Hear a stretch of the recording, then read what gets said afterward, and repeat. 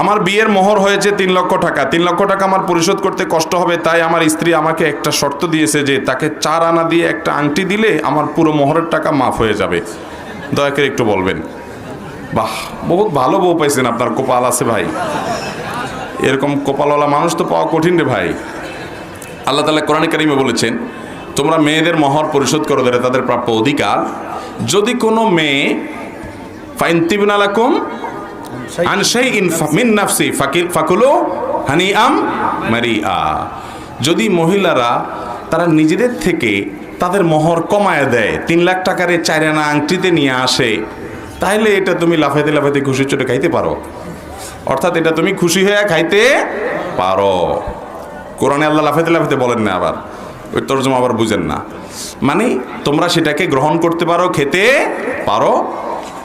তাহলে স্ত্রী যদি মোহর নিজে থেকে ডিসকাউন্ট করে